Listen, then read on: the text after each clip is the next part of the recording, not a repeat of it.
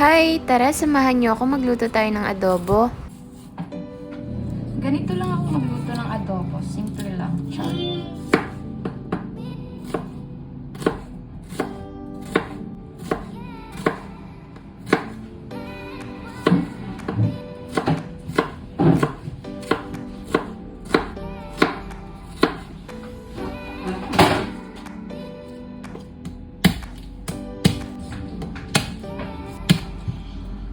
Mas madali kasi natin siyang mababalatan kung didikdikin natin yung bawang. Konti lang yung bawang ay yung pork natin, pero madami yung nilagay na bawang sibuyas. Wala lang, trip ko lang.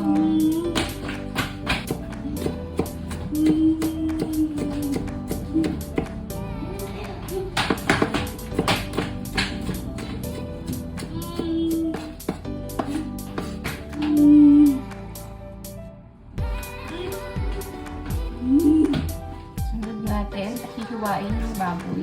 Ayoko kasi yung ganito kalalaki.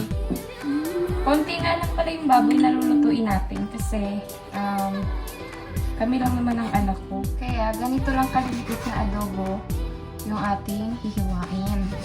Depende na rin yan sa inyo, pero ako mas gusto ko kasi yung maliit.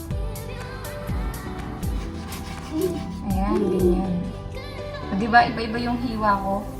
May malaki, may maliit. Yan, okay na yan.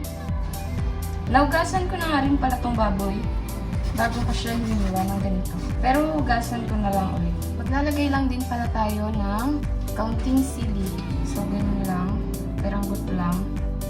Para medyo spicy concept. Ayan. Okay na yan. Di naman siguro yan sobrang anghang. So, isasalang na natin ito. Maglalagay lang tayo ng konting mantika sa kawali. Medyo mainit na yung mantika. Ilalagay na natin yung bawang sibuyas. Makaluto na talaga, chef. Sinasabay ko nga pala yung bawang sibuyas. Kasi magluluto rin naman lahat yan.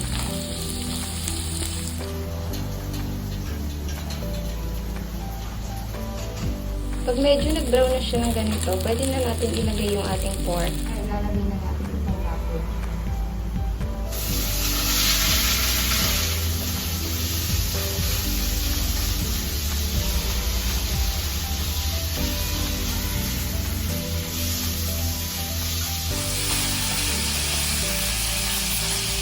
Maglalagay na rin tayo ng ating paminta.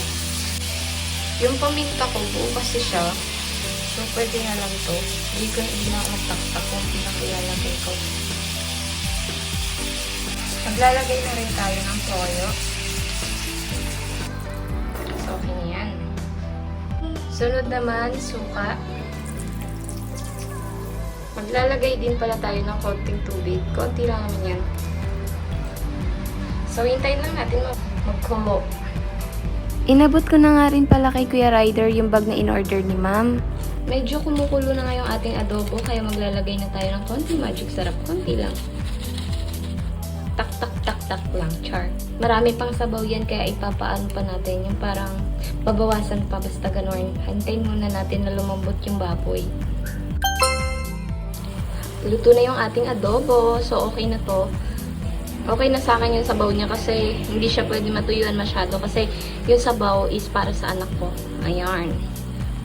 Perfect. Hindi siya maanghang, pero okay na rin. So, yun lang. Bye!